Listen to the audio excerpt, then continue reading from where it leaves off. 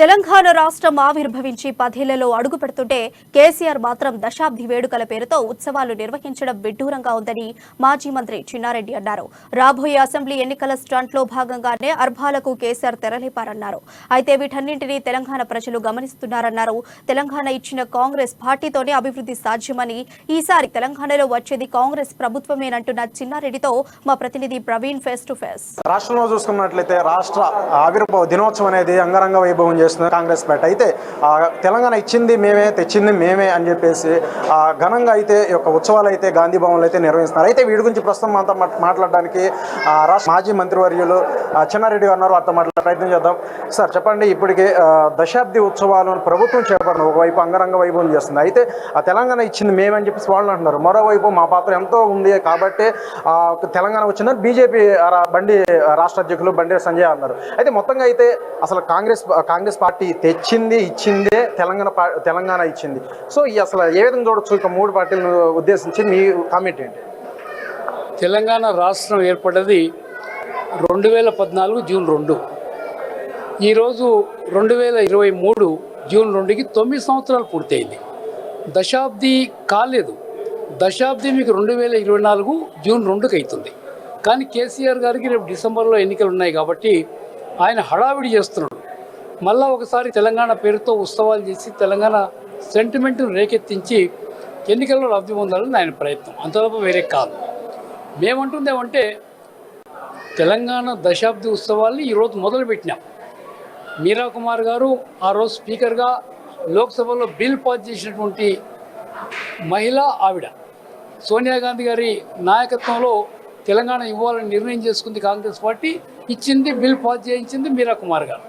అందుకని ఆవిడనే ఈరోజు ముఖ్య అతిథిగా పిలిచి ఉత్సవాలు మొదలుపెట్టినాం. రేపు డిసెంబర్లో మనకి ఎన్నికలు ఉన్నాయి.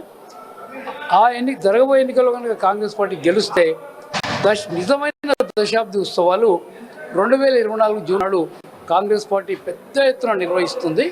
ఎందుకంటే తెలంగాణ రాష్ట్రం ఏర్పడాలని ఆంధ్ర ప్రాంతంతో తెలుగు మాట్లాడే తెలంగాణ జిల్లాల్ని కలిపినప్పటి నుంచి కూడా వద్దన్నారు తెలంగాణ ప్రజలు. అది ఇష్టం లేని కాపురం వాళ్ళు చేయడం జరిగింది. అయినా కొన్ని కారణాల చేత తెలంగాణ 69లో పెద్ద ఉద్యమం వచ్చినా కూడా సాధించుకోలేకపోయినాం. 2000 సంవత్సరంలో ఉత్తర భారతదేశంలో 3 రాష్ట్రాలు ఏర్పడినప్పుడు తెలంగాణ అడిగితే మాకు కూడా వస్తుందనే ఉద్దేశంతోన తెలంగాణ కావాలని ఈ ప్రాంతం నుంచి ఎన్నుకోబడిన కాంగ్రెస్ పార్టీ 41 మంది ఎమ్మెల్యేలు సంతకాలు పెట్టి సోనియా గాంధీ గారికి మెమోరాండం ఇచ్చి ఆవిడ హైదరాబాద్ వచ్చినప్పుడు ఎన్ఎస్సిఐ జాతీయ సమావేశంలో పాల్గొనడానికి ఇచ్చినప్పుడు ఆవిడ మా ఉద్దేశం ఏమంటే ఆవిడ కనుక ఆనాడు ఉండేటువంటి ఎన్డీఏ ప్రభుత్వానికి రాసి నేను 3 రాష్ట్రాలకు మీకు మద్దతు తెలిపి 3 రాష్ట్రాలు ఏర్పడే విధంగా సాయం చేశాను, ఈ బిల్లు కూడా మీరు పెట్టియండి, మేము సపోర్ట్ చేస్తాము, తెలంగాణ ఇవ్వండి అనేటువంటి ఉద్దేశంతో ఆవిడ ఆ రోజు మేము ఇచ్చిన మెమోరాండాన్ని పంపించడం జరిగింది. కానీ జరగలేదు. కానీ తర్వాత ఈ తెలంగాణలో ఉండేటువంటి యువకులు, నిరుద్యోగ యువకులు ముఖ్యంగా ఎంత కష్టపడా తెలంగాణ రావడం లేదు, ఇంకా రాలేదేమో, మా జీవితంలో చూడమేమో, మాకు ఉద్యోగాలు రాలేదు, మా ఉద్యోగాలన్నీ ఆంధ్ర ప్రాంతం వాసులే తీసుకొని వెళ్ళిపోతూ ఉన్నారు, మాకు రావాల్సిన నీళ్లు కూడా ఆంధ్ర ప్రాంత వాసులే తీసుకొని పోతున్నారు, మాకు రావాల్సిన నిధులు కూడా ఆ ప్రాంత అభివృద్ధికే పోతూ ఉన్నాయి, తెలంగాణకు అభివృద్ధి జరగదేమో నిరాశతో ఒక 1200 మంది నిరుద్యోగ యువకులు ఆత్మహత్యలు చేసుకోవడం జరిగింది. ఆ ఆత్మహత్యలు చూసిన తర్వాత సోనియమ్మ మనసు కరిగి ఆ అమ్మ తెలంగాణ ఇవ్వడానికి నిర్ణయం చేసుకొని ఆవిడ డిసెంబర్ 9, 2009 పార్లమెంట్లో ఆ రోజు లోక్సభలో ఆనాడుండే హోంమంత్రి చిదంబరం గారి నోటి ద్వారా మేము తెలంగాణ ప్రక్రియ మొదలు పెడుతున్నాం అన్నమాట మొదటిసారి చెప్పేయడం జరిగింది.